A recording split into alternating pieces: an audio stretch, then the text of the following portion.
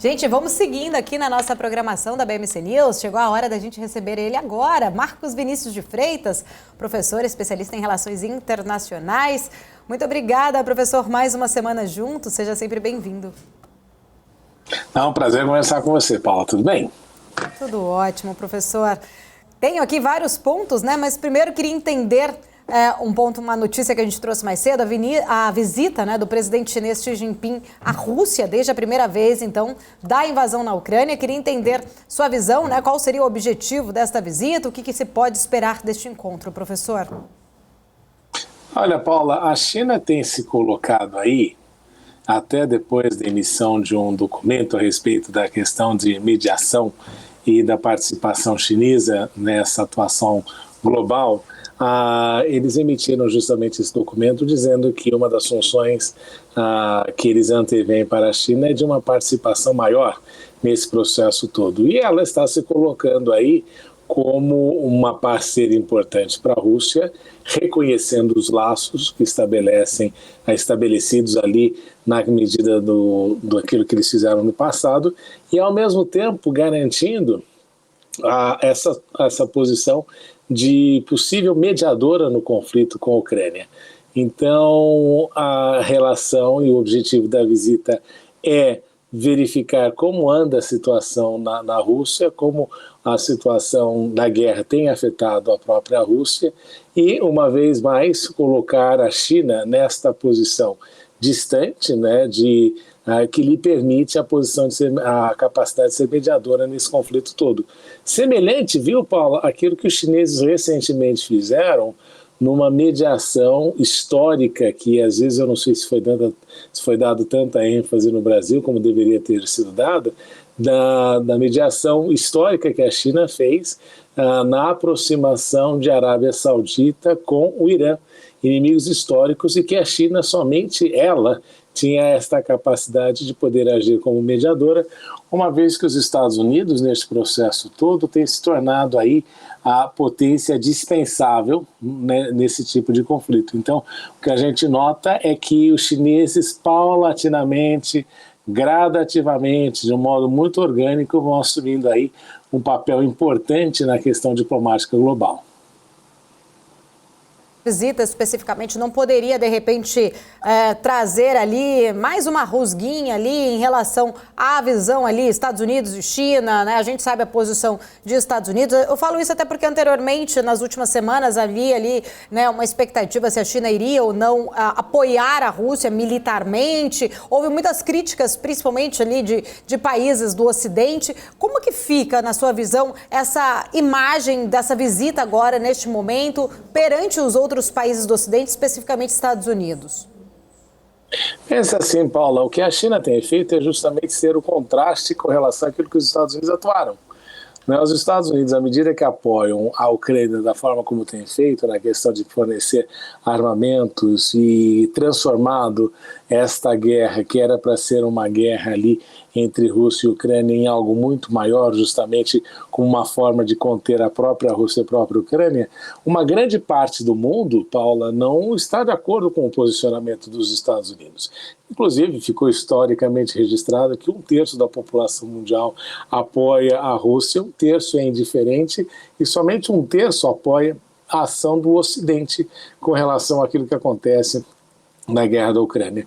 Os chineses não deram o apoio militar que se apregou tanto e se falou tanto a respeito. O que eles fizeram foi justamente participar, não é, e auxiliar economicamente para que a Rússia não viesse a ter o colapso que se acreditava que as medidas de sanções imporiam ao país.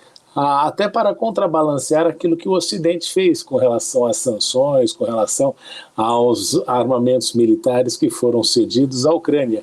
Justamente porque, inclusive é mencionado nesse documento dos chineses, eles afirmam que este tipo de posicionamento não acalma e não arrefece os ânimos para a negociação e somente estimula a continuidade da guerra e uma guerra travada por países em que aqueles que ficam estimulando não são afetados efetivamente pela situação.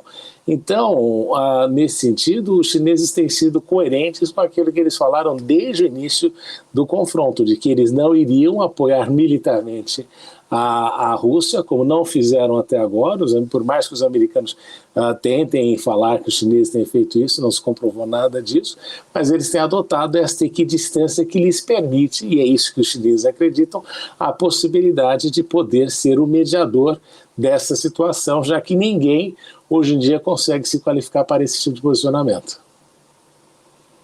A respeito, né, já que estamos falando um pouco mais de Ocidente, de Estados Unidos, mas a respeito do drone americano que foi abatido pelo caça russo nesta semana, queria entender quais implicações geopolíticas que você acredita que podem ser aplicadas aí entre Estados Unidos e Rússia, né? Inclusive, Estados Unidos já enviaram outro drone para o Mar Negro, sendo este aí valendo cerca de 70 milhões de dólares a mais ali, né, em comparação com o antecessor.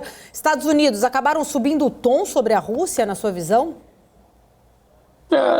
Até tentaram, mas todo mundo se deu conta de que ninguém quer que isso vire uma guerra nuclear, né, Paula? Até porque o que está fazendo o drone americano navegando no Mar Negro, não é? Próximo à Crimeia? Então você vê que mesmo a opinião pública norte-americana, isso ficou manifestado até pelo próprio Ron DeSantis, ela não vê já essa questão aí desta atuação dos Estados Unidos na Ucrânia como sendo algo positivo ou algo que possa efetivamente contribuir para o país e que efetivamente possa contribuir para a paz global. Então, o presidente Biden vem sofrendo aí uma série de percalços justamente na própria questão da guerra da Ucrânia, porque achava também que, uma vez que a Rússia não ganhou a guerra tão rapidamente como se esperava, também se acreditava que a Ucrânia tivesse uma capacidade maior de causar danos maiores e mais constrangedores à Rússia, o que também não aconteceu. Então você vê que a questão do drone tentou aí criar toda uma expectativa, mas a pergunta fundamental, e até mesmo muitos americanos se fizeram, né? O que o drone estava fazendo naquela região do mundo, efetivamente, se não coletar dados de espionagem justamente numa guerra em que os russos não querem que os Estados Unidos estejam envolvidos. Então está muito clara a mensagem ali, e é por essa razão que dentro do próprio cenário da OTAN se entendeu de que não faria sentido aí seguir com mais bravatas, obviamente que elas virão, mas não transformar isso aí numa tempestade muito grande. Professor, a gente estava até aqui mais cedo falando, né, agora há pouco, em relação à visita do presidente Lula à China, né? Vai uma grande comitiva aqui do Brasil, a gente estava trazendo um pouco mais para esse campo, mas eu queria entender, né, essa visita do presidente Lula, né? Esse encontro aí com Xi Jinping, né, tem aí grandes objetivos, devem ir, né, cerca de 200 empresários, a gente sabe da parceria comercial que existe, né, entre Brasil e China, enfim, o quão importante também é a ida desses empresários para essas questões. Eu estava até trazendo aqui um outro enfoque para isso com o Gani, mas eu queria entender da sua visão, o que você acredita que possa esperar, né, dessa reunião, o que o Brasil pode fazer aí, né, para conseguir estreitar melhor ainda mais os laços com o governo chinês?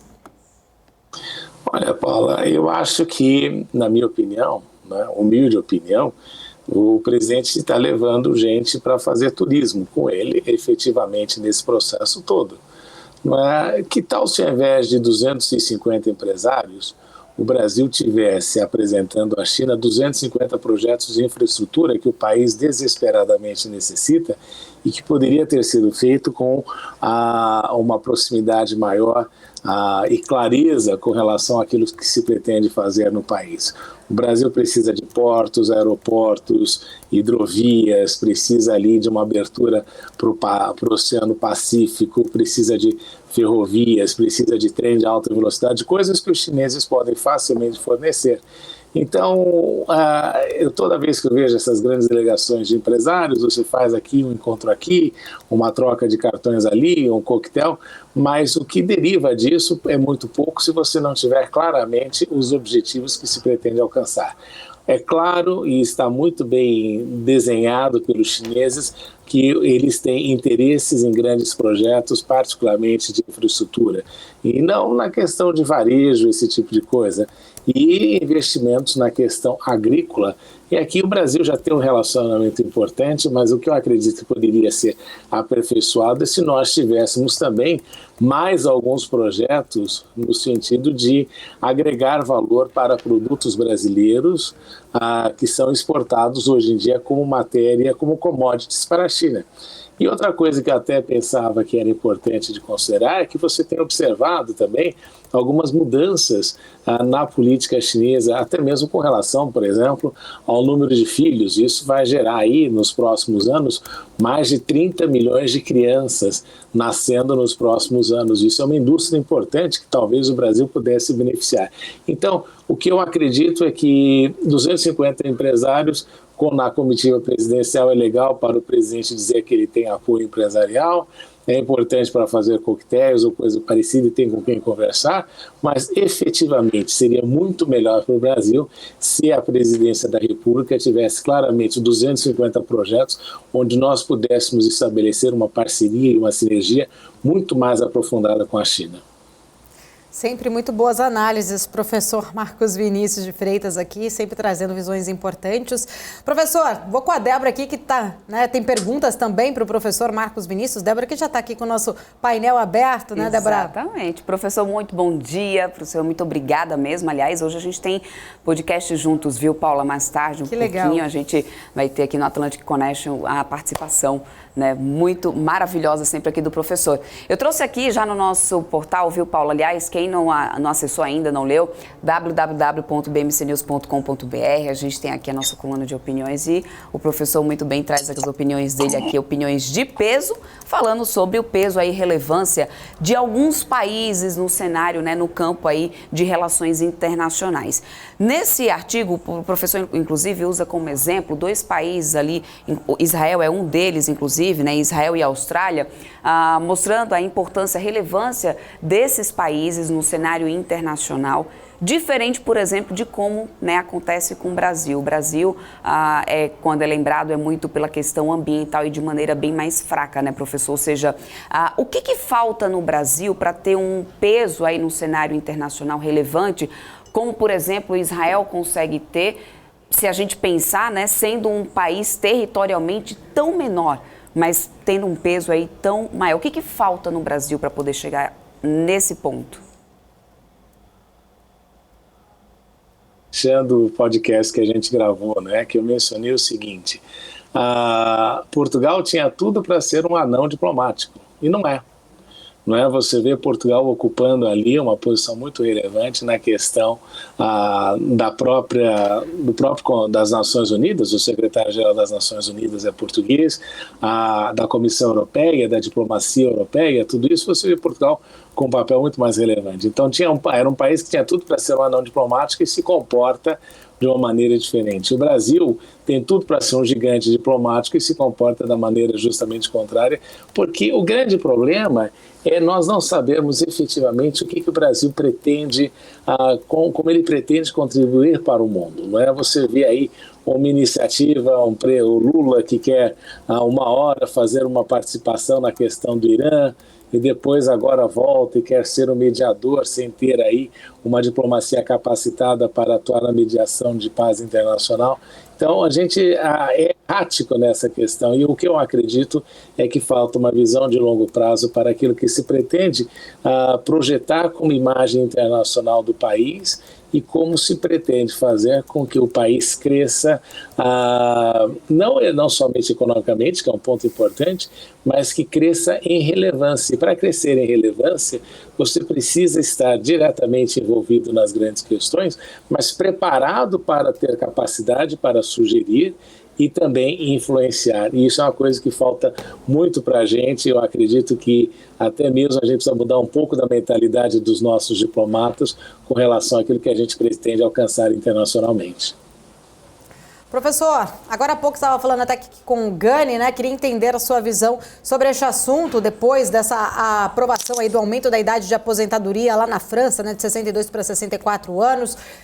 Da forma como foi feita ali, né, sem aprovação do Congresso, na força pelo governo, como que fica a imagem de Emmanuel Macron, você acredita, diante dessa notícia, né, dessa aprovação aí, dessa subida da aposentadoria, dessa reforma da Previdência por lá? Olha, é até uma pena que o Gani não esteja aí, porque eu queria falar algumas coisas que eu estava ouvindo naquilo que ele comentou. Eu acho que, na teoria, as coisas são muito bonitas, né? O problema é a prática, né, Paula?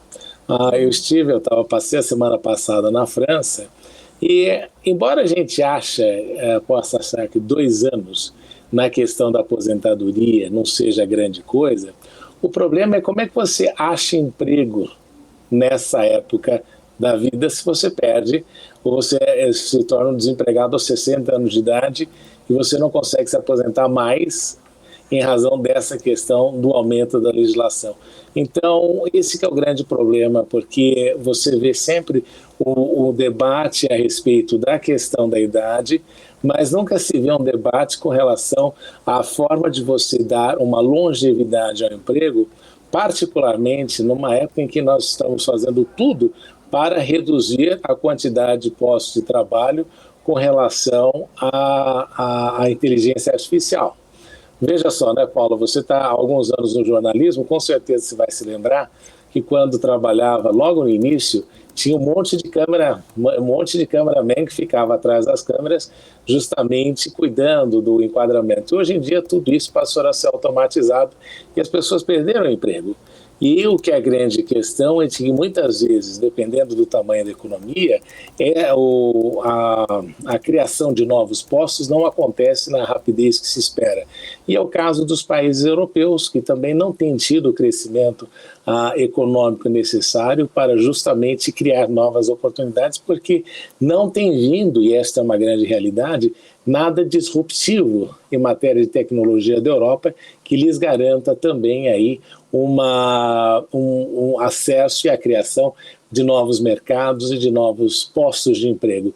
Então, é normal a reação da população nesse sentido, justamente quando ela antevê que a situação, a possibilidade do desemprego e da continuidade da dependência fica muito maior à medida que essas leis são adotadas. E, obviamente, que a imagem do presidente Macron não é que ele não tinha prometido isso, né? Não é que ele não havia comentado sobre isso durante a sua campanha eleitoral. Mas ele não é o presidente, ele não é, entre os franceses, aquele que tem um carisma sobrenatural.